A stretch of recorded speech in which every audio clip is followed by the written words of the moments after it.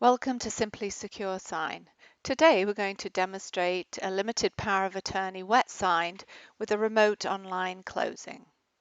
We join the closing room after the borrower shown in the top right of the screen has already completed the ID verification and knowledge-based authentication.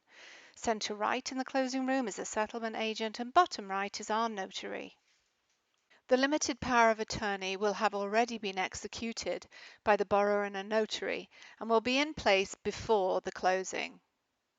The borrower now has to capture their signature and initials. This can be done in multiple ways: camera, touchscreen, mobile device, but for the purpose of this demo, it's done by touchscreen. The borrower will be presented with an e-consent to execute the documents. The borrower declines, the closing stops, and we do not move forward. The borrower needs to check they have read and agreed to the e-sign disclosures and then save and continue. What we will do now is to walk through the closing package. There are 5 documents in total, and we'll walk through each one of them and talk about them, and for every one of them we will ask the borrower to apply their initials digitally to the first page of each document. So the first document will be the borrower's certification and authorization. This document confirms that the borrower applied for the loan and allows the lender to share any and all supporting information necessary with other parties in the transaction. The next document is the Home Equity Line of Credit Agreement. This document is 7 pages long. This is the loan agreement which contains the key terms here on the first page, including the credit limit, the interest rate, and the loan period. And the key terms are explained in the document, including the closing costs, which are on page 6. The next document is the mortgage. This document is notarized and recorded and has the loan information amount on the bottom of page 1. This document is recorded in the state and county that the property is located and thus becomes part of the property information records.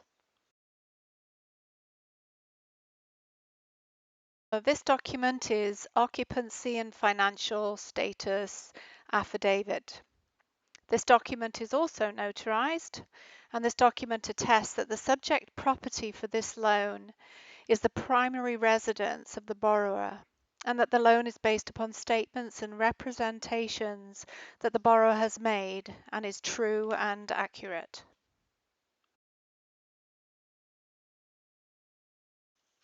This last document is the signature affidavit, also known as statement, where the borrower can attest that the signature in the document is true and correct signature. This document also lists any name variations if there are any, and this document will also be notarized. So now the last document has been signed. Congratulations! So that completes the electronic signing process.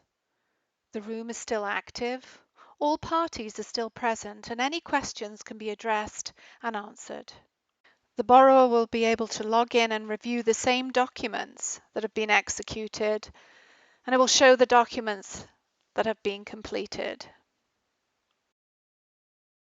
This combination, all recorded in multi-party audio, video, and screen sharing, provides a non-refutable closing experience backed up with a digital audit trail, MISMO-compliant authentication, and the reconciliation of digitally acknowledged documents to a wet sign closing package. This also prevents the need for lenders to drive material change to their processes, including tagging, e-notes, and vaulting. Thank you for your time today, and that concludes the demonstration.